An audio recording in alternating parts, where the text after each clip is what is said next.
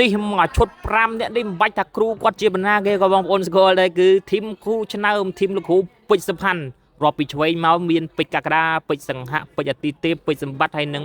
ពេជ្រសខឹមដូច្នេះ5រូបនេះប្រហែលជាបងប្អូនដឹងថាដៃគូរបស់គាត់ជានរណាគេខ្លះហើយរំពឹងថា5នាក់របស់សិស្សគ្រូឆ្នើមអាចថានាំជោគជ័យទៅក្លឹបវិញប្រហែលអ្នកបងប្អូនអាចជួយខមមិនខាងក្រោមម្នាក់មួយពេលកាហ្វេកាភាពសរុបពួតថ្ងៃចង់គេឲ្យ stream power boom នេះខាងក្រហមយើងរាប់មកពីខាងចុងគេមកនេះគឺមានពេជ្រសខឹមមានពេជ្រកក្កដាមានពេជ្រសង្ហៈអូ3នាក់នេះកូនសិស្សគ្រូឆ្នើមទាំងអស់ហ្មងតមកមានហាន់2ជើងរវៃហើយនិងពេជ្រសម្បត្តិហើយរាប់មកពីខាងបកគលខៀវម្ដងនេះមានខាងសុកធីមានកីឡាករបារាំងតែដៃគូរបស់បងជើងរវៃទៅដើមខ្សែក្រវ៉ាត់ Extreme មានពេជ្រអាទិទេពមានឌីមសរុំហើយកីឡាករបរទេស2រូបទៀតដៃគូខាងកីឡាករគុណខ្មែររបស់យើងដូច្នេះនេះគឺពេកភាពសរុបបងប្អូនណាថ្ងៃស្អែកម៉ោង3នៅហង្សមាសបើថារវល់ទេអាចមើលតាមទូរទស្សន៍ក៏បានឬក៏មើលតាមការ live page ហង្សមាសឥឡូវសូមអត់ទូចបានទេពីនេះមកបើទស្សនាផ្ទាល់អានេះដូចគេលេងបាល់ទាត់3មិនដែលបើថាមកលឿនតិចបាក់ពូមកមួយម៉ោង2អញ្ចឹងទៅបងប្អូនជួយ share ម្នាក់មួយផងពូគូដំណឹងស្អែកនេះ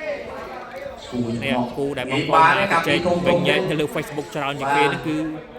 សុខធីជាមួយនឹងពេជ្រសម្បត្តិបំផុតសម្រាប់ខ្ញុំបាទគូហ្នឹងហើយមកគូទៀតដែលយើងរៀងស្ដាយបន្តិចហ្នឹងបងនេះគូហាន់2ជាមួយនឹងពេជ្រអាទិទេពហើយដំបូងឡើយគឺត្រូវជាការប្រកួតដដែលក៏ដូចជាការពារខ្សែក្រវ៉ាត់ប៉ុន្តែចិត្តដល់ថ្ងៃថ្លឹងគីឡូហើយគឺបដូរពីការប្រកួតដណ្ដើមខ្សែក្រវ៉ាត់មកជាការប្រកួតដណ្ដើមពៀនpower boomវិញហើយសម្រាប់ពេជ្រសង្ហៈជាមួយនឹងឌីមសរុំនេះមើលកាមេរ៉ាជាការប្រកួតដណ្ដើមពៀនpower boom ដាក់បនដៃទេដាក់ដៃនឹងនេះដៃនឹងនេះសម្រាប់ទីគឺសម្រាប់ពេជ្រសង្ហៈអូខេជាការប្រកួតមិត្តភាពហើយបងឈឿងលវៃក៏ជាការប្រកួតដណ្ដើមខ្សែក្រវ៉ាត់ក៏ដូចជាការពារដែរខ្សែក្រវ៉ាត់ Extreme របស់គាត់ដូច្នេះមួយឈុតនេះគឺអាចនិយាយបានថាពាក់កណ្ដាលឆ្នាំ2025សុំបញ្ចូលសិនឥឡូវមិញឈុតរួមឥឡូវគឺថតឈុតបកគលខៀវបាទនេះឈុតធីមបកគលខៀវ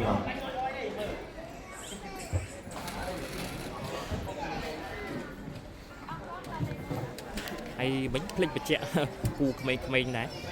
បកគលខៀវនេះកូនសិស្សលោកគ្រូថេនហើយដៃគូរបស់គាត់គឺវរៈហោះហើរបងប្អូនប្រហែលជាស្គាល់ខ្លះហើយធ្លាប់ប៉ះជាមួយនឹងរិទ្ធិគីមកុងកន្លងមកកីឡាករស្បែកខ្មៅមកពីបារាំងនេះរូបរាយមែនតើមិញគឺថ្លឹងកន្លងឲ្យមួកជើងលវៃមួយដែរនេះធីមខាងបកគលក្រហមនេះតូចជាងគេហ្នឹងគឺវរៈហោះហើរបន្ទាប់មកគឺពេជ្រសខឹមហាន់2ពេជ្រសម្បត្តិជើងលវៃពេជ្រសង្ហៈហើយនឹងពេជ្រកក្កដា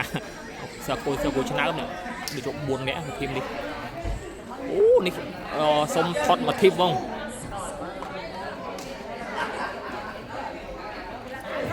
នេះសិស្សគូ